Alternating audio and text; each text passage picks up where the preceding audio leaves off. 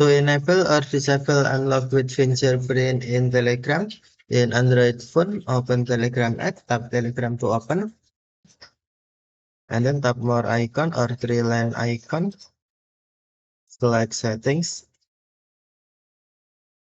and then tap tap privacy and security,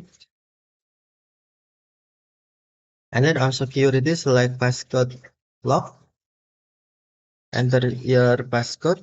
Please enter your current Telegram passcode to manage the settings, and then enter your passcode. Next, on unlock with fingerprints, tap switch until blue to turn on, or to enable, or tap switch until gray to disable, or to turn off. Tap switch until blue to enable, or tap switch until gray to disable. Okay, thank you for watching. Have a nice day.